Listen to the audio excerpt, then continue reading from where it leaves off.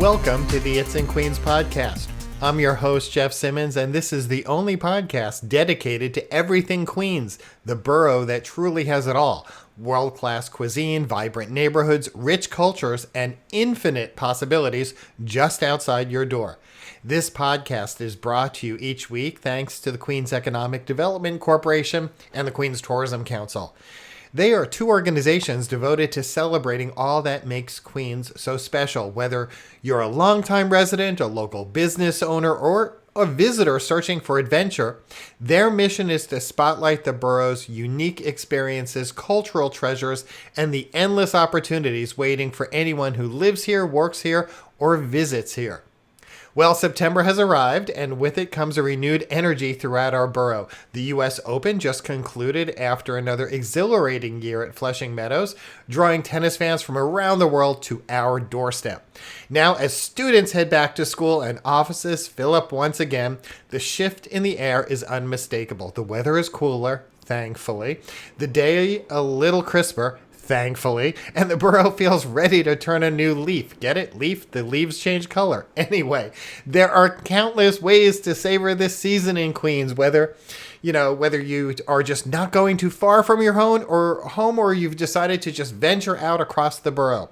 So why not take a stroll through Flushing Meadows Corona Park, where you can breathe in the cool air and marvel at the breathtaking fall foliage, maybe even catch the last rays of the summer sun. Indulge in global flavors and creative treats at the Queens Night Market, a late-night festival bursting with diverse food, crafts, and good vibes from every corner of the globe. Spend a leisurely weekend afternoon at the Museum of the Moving Image, or join in on a local street fair or cultural festival, or catch a performance at Queens Theater. There's so much to do this fall here in Queens. So today, I'm especially excited to welcome my guest, Brian GIll, executive producer of Queens Opera Theater. He is bringing a new energy and vision to opera in our borough. He's been doing that for some time. He makes it accessible and exciting and truly reflective of Queens. So let's dive into his story and find out what's ahead for Queens Opera Theater this season. Brian GIll, welcome back to the It's in Queens podcast. Thank you so much, Jeff.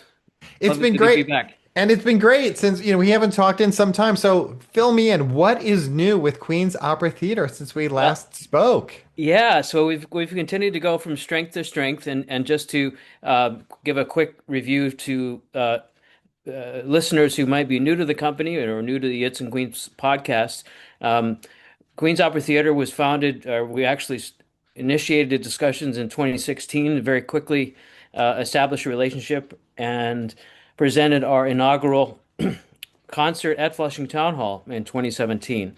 And then we did a full season there of semi-stage performances, and then did some sort of outreach in Sunnyside.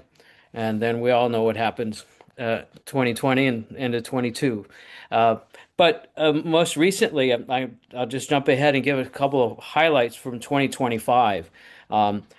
In January, Queens Opera Theater embarked on our debut recording project, and that recording is available on our website, queensoperatheater.org. And I must just clarify, the theater, we use the continental spelling, so TRE.org. So listeners can go to that at any time, and it's right at the top of the page. And I wanted to feature something that was not only unique to the company, but unique to me. And so I chose, and we recorded from Handel's Ode to Saint Cecilia, his selection from there entitled "The Trumpet's Loud Clangor." And it's a sort of like a call to battle, call to arms, a call to battle. My colleague Jason Moore, who's based in Tennessee, arranged and orchestrated it.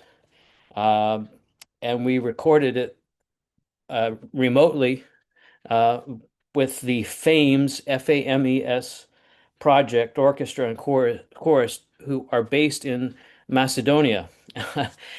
So they had it, like a quick reading session, and we were all, as we are communicating, from all different points all over the world in dialing in. And then in February, we so we did that in two stages. We did the orchestra and chorus in one sort of long session, and then I sent it over to another colleague, Harry Kersley, who's a London-based tenor who laid down the vocal track. And we did an online talk in March over Zoom, sort of on a weeknight, just a Q&A session, um, so that's been really exciting project for us. And then more recently, in early June, we collaborated and curated and produced an event uh, entitled Vino e Voce, which an immersive event highlighting the natural connection between what else? Wine and opera. We presented that with at Culture Lab in Long Island City, New York. Um, when I had a soprano, a sommelier, and a pianist, and I sort of put all the pieces together and had them contacted, and they curated a wonderful program with champagne and a Tuscan red for the death and Well, blessing. there's nothing like combining wine and opera. No, exactly, yeah. And it was a great success, for our first sort of event with Culture Lab, and they artistic staff was very impressed, and I have a meeting with their artistic director next week um, to talk about curating a full like 3 or 4 concert series, throughout the season at Culture Lab. So stay tuned for that on queensoperatheater.org. And then eminently, October 18th at 6 p.m., we will present a program at the Compost Collective in Forest Hills uh, entitled Songs for Saplings. It will be an outdoor performance featuring Gabriella John Greco and Anne Marie Errico, and again, Matthew Stevens, pianist. And again, part of our mission in forming the company is to bring opera out of the traditional sense and bring it to the people.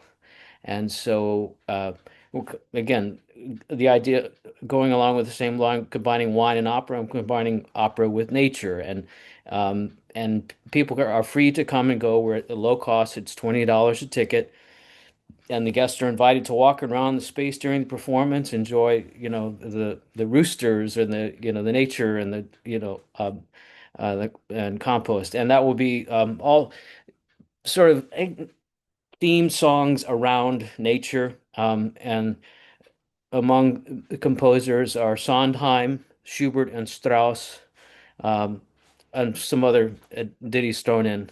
There's even a selection from The Secret Garden from many years ago. Uh, Let me jump in though, because I think, yeah, what I should have really started with, Brian, was by asking you to remind listeners how you first envisioned this organization and basically, why, your lifetime love of opera. I'd love for you to, just tell our listeners a little about that. sure. So I have a lifelong affinity for opera. My grandfather was a lifelong listener of the Texaco Metropolitan Opera radio broadcast from his time growing up in Cuba, and then when he came to the States, first to Ohio and then San Antonio. And I really credit my love and to his that seed planting all those years ago. Uh, he started by introducing me to Gilbert and Sullivan. He had all the recordings, which I now have and still listen to for nostalgia's sake. And then my mother was Carmen, and named after Carmen from the opera. And it wasn't really until Jeff, it wasn't uh, until later in life. I went to music school and I, did the orchestra, played the orchestra and did all the things and studied trumpet. But it wasn't really until I came to New York and went to my first live opera performance at the Metropolitan Opera. That it was like, oh yeah, that's right. This is what I should have been doing, you know, 25 years ago. But so that's sort of the short, well, not really short, but it's my version of my history and my love of opera.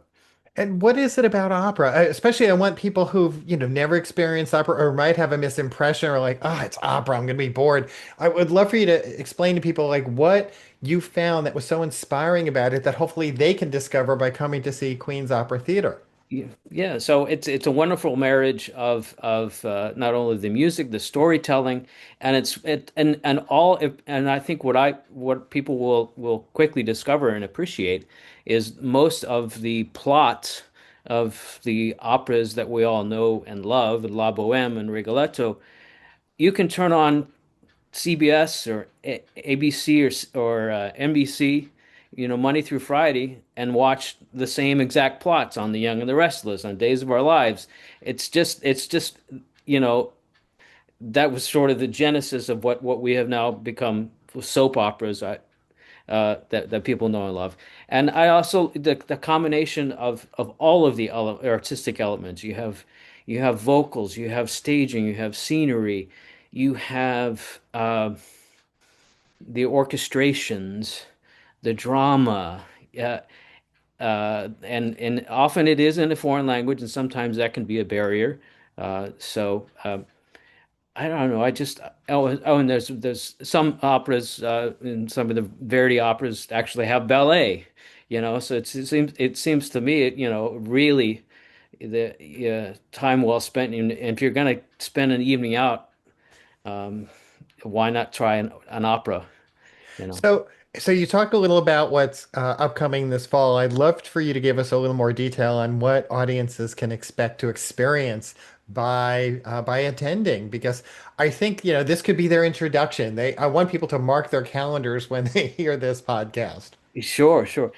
So yes, on October 18th at 6 p.m., tickets are available via our website, queensoperatheater.org. And the event is Songs for Saplings, a 1 hour program, and it will be very user friendly.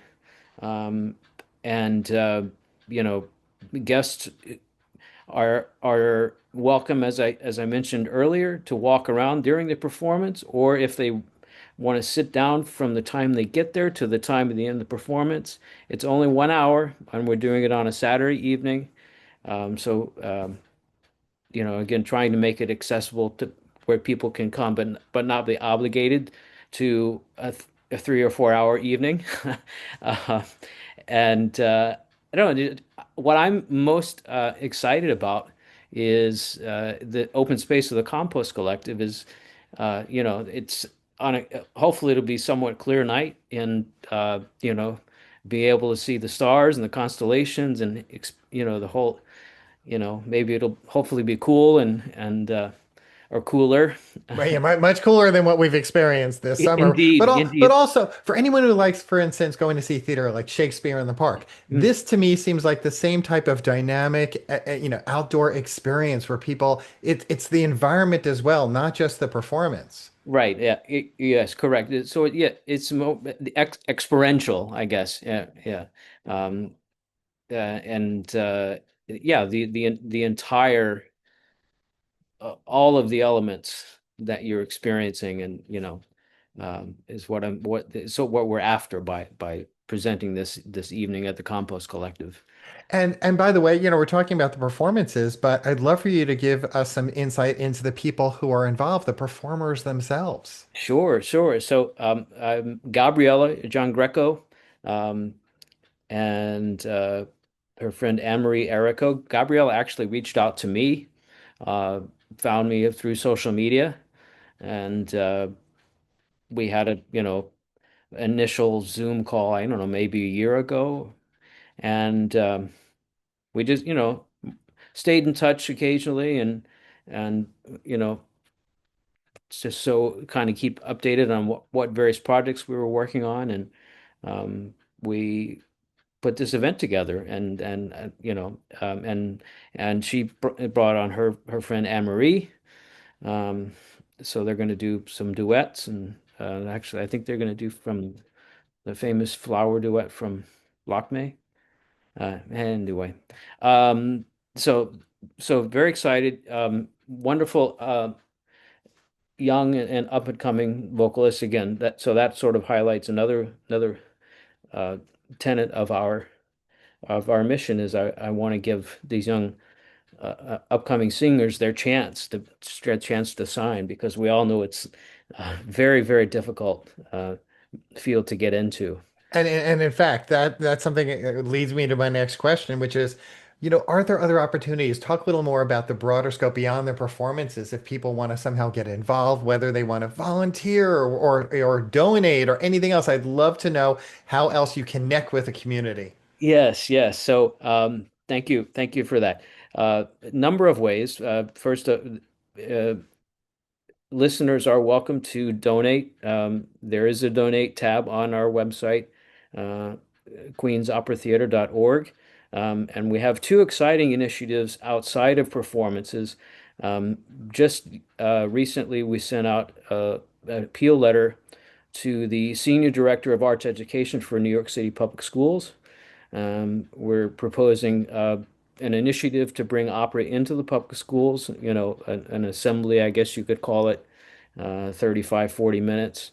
And we have it structured from elementary through high school. And the idea is they are not only exposed to opera, but we also will talk to them about the front of house opportunities and the back of house opportunities that exist in the industry. So giving the students hopefully an avenue that they may have never been exposed to, and may lead them to a different career path. Uh, so stay tuned for that, for updates on that.